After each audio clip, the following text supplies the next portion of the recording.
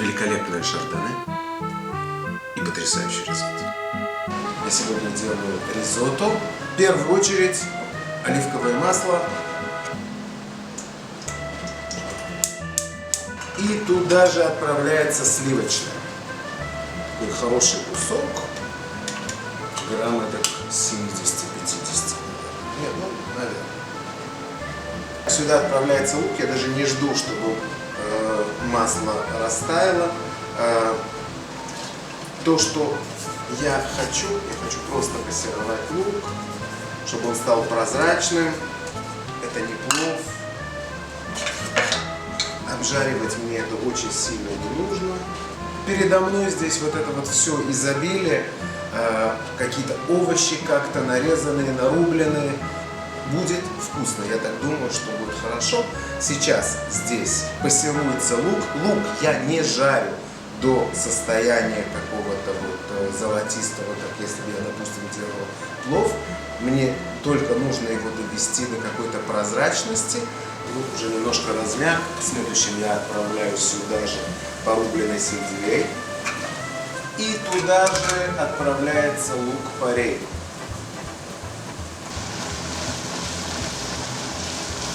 Сюда идут грибы.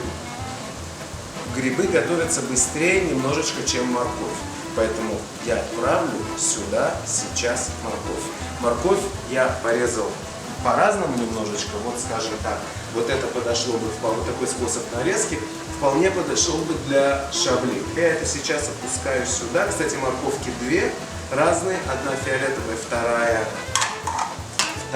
красная. То есть это вполне уместно, немножечко это обжарится, скажем.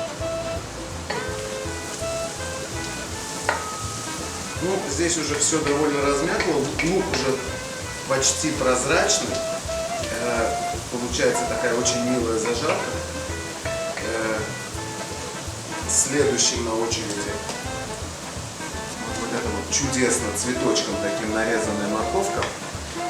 Она вполне здесь уместная, но вот нравится мне так, вот это будет выглядеть. Хочется как-то, чтобы это было празднично. Морковку эту я тоже немножечко обжарю, совсем чуть-чуть. Вместе со всем. Ни один итальянец, когда готовит ризотто, я, по крайней мере, не видел, чтобы клали морковь. Но морковь очень популярна в Средней Азии. Безусловно, ее так не нарезают.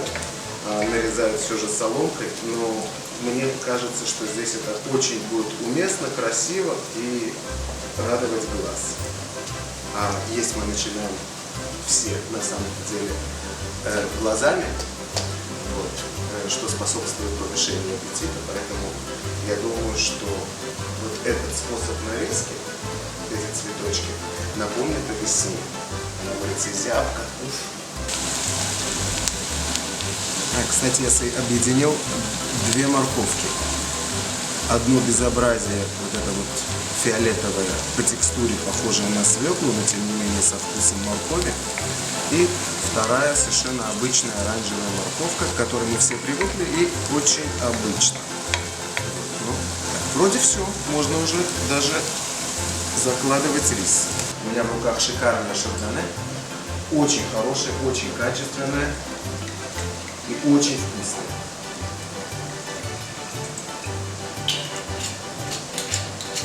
Еще 2 секунды, и следующим на очереди будет рис. Так, прошу вас, пожалуйста, это тебе, Нахай, дорогая.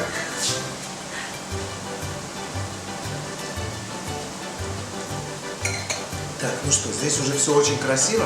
Сейчас сюда отправляется рис. Какой рис?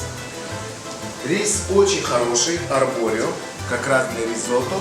На самом деле он для шабли прекрасен. Я его не промывал. Абсолютно в мои планы не входило смывать отсюда крахмал. И как раз здесь вот этот вот клейстер вокруг него и будет нужен потом. Сейчас прямо сюда насыпается рис.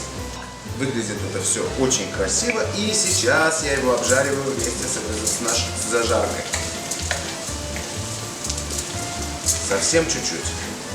Кстати, специалисты по итальянской кухне, которые готовят ризотто, очень часто провозглашают лопатка. ложка должна быть обязательно деревянная, дабы не потревожить рис, дабы с ним что-то не произошло. Что происходит здесь сейчас? Рис обжаривается до какой-то степени, до какой-то прозрачности. То есть я его еще вот буквально пару минут помешаю, распределю как-то по, и начинается самое интересное. Рис прозрачен, почти прозрачен. То есть он прогрет, обжарился. Весь процесс занял где-то минуты 5, не больше. Что сейчас? Вот это вот чудесное вино. Очень хорошее вино. Отправляется сюда. Ой, интересно. Отправляется сюда закрытой крышкой.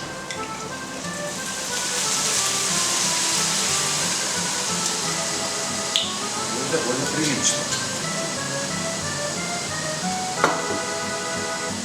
Моя цель сейчас выпарить алкоголь, а вот аромат самого вина, винограда, он останется там. То есть рис это все впитает, должен адаптироваться. Кстати, фиолетовая морковка, конечно, не свекла, но свою работу она чуть-чуть сделала. То есть она немножечко все покрасила в такой вот какой-то очень интересный цвет. Посмотрим, как это будет в конце. Ну что, вино испарилось. Так, сейчас шампиньоны отправляются сюда. Я их не положил в начале, потому что все же гриб можно и сырым есть. А я хочу, чтобы еще было какое-то вот ощущение самого грибного вкуса. Так, ну что, влага здесь уже практически выпарилась полностью. И сейчас следующий этап. Бульон. Овощной бульон. Я его буду периодически подливать. Так, здесь ничего не нужно.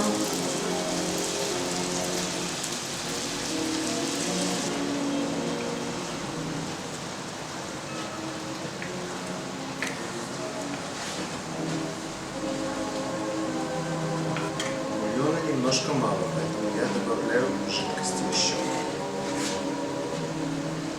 И продолжаю все это постоянно перемешивать. До сих пор я сюда не клал ничего, то есть никакой соли. Сейчас я думаю, в самый раз добавить немножко, потому как рис все-таки должен чуть-чуть соприкоснуться с солью. Думаю, что я добавил что-то вроде пол-ложки. Плюс вот этот вот чудесный травка, то есть вот эта вот чудесная травка, то есть розмарин, очень свежий, идет туда же, абсолютно не помешает.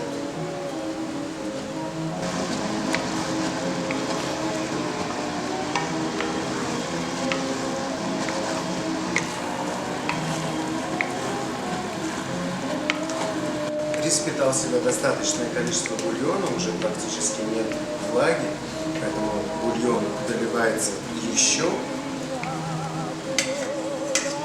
Вот теперь как раз нам понадобится и ситечко. Остатки ножки на ножке от грибов. Продолжаем дальше перемешивать. Чуть-чуть трудиться надо. Я думаю, что очень будет вкусно. Пахнет уже замечательно. Сейчас самый момент опустить сюда еще немножечко чеснока. Я его как-то грубо порубил. Вот, и я думаю, что сейчас он еще даст какой-то аромат свой. Но я продолжаю перемешивать. Все, опять. Влаги не бум-бум. Добавляется еще бульон. Рис очень увеличился в размерах. Если вначале казалось, что тут овощи, а рис где-то утонул в них, то сейчас ощущение обратное.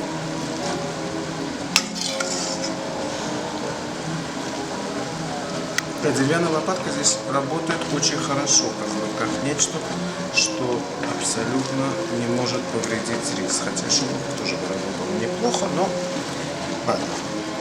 Традиция. Мы люди воспитанные, примерные, слушать умеем. В как итальянцы сказали, так и будем делать, то есть деревянной лопаткой. Никаких шумов. Ну что, процесс приближается к концу, я думаю, что совсем немного, вот это вот все мешание продолжается уже минут 20, нет, 15. Хотя на самом деле я ничего не считаю, я смотрю по рису. Сейчас я сюда отправляю вот эту вот красоту, то есть два шикарных цукини, один зеленый, второй желтый, добавит еще чуть-чуть праздник, цвет, опять же, я думаю, что будет хорошо. Их можно есть практически сырыми. Почему я это делаю сейчас? Потому что я хочу, чтобы цукини сохранила еще какую-то жесткость, какую-то хрусткость. То есть я не хочу это, чтобы в кашу ушло. Поэтому я добавляю буквально на последнем этапе. Рис просто супер красивого розового цвета. Так, ну что, я думаю, что сюда еще срочно нужно добавлять еще жидкость. Я думаю, что это уже последнее. Вот прям вот все вот отсюда сейчас сольется сюда. Надеюсь, что этого будет достаточно. Если нет, придется доливать воду. Бульона больше нет.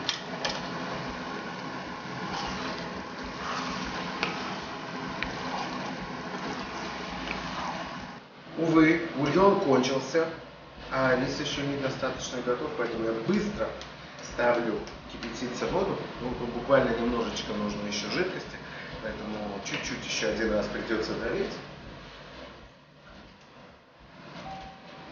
Ну и по дороге я быстренько вытаскиваю пармезан из холодильника, потому что ризотто без пармезана не бывает. У меня в руках хороший кусочек пармезана, я его сейчас натираю, но все равно разойдется, можно и на крупный. Очень быстро добавляется еще чуть-чуть воды. Пардон, нету бульона. Ну что делать? Ну, значит, вода. Не рассчитал. Не страшно. Все равно быстро.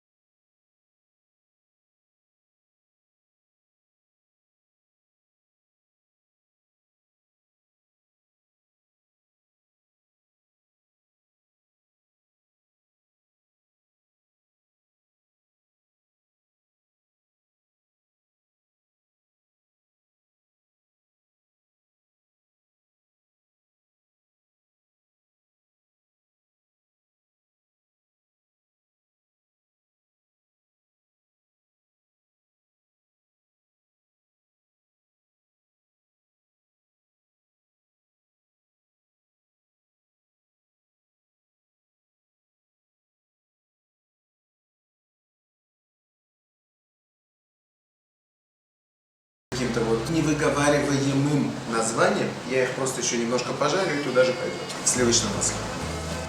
Все, цветочки.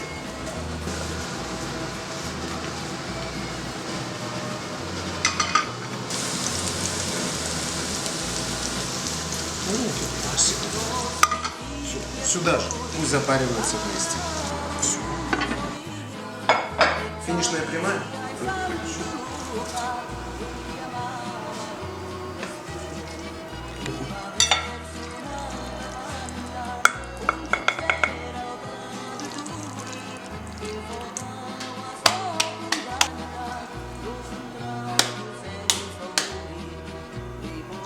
То, что получилось. Совсем неплохой результат.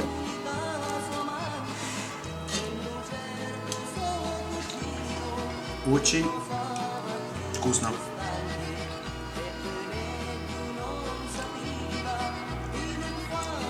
И морковка очень даже хорошо вписывается.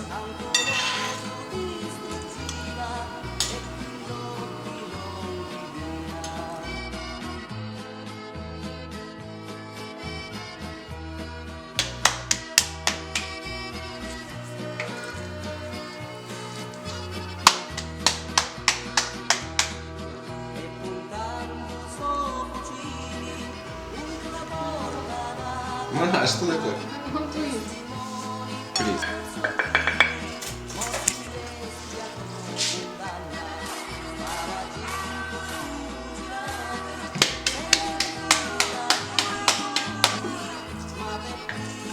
Ярек?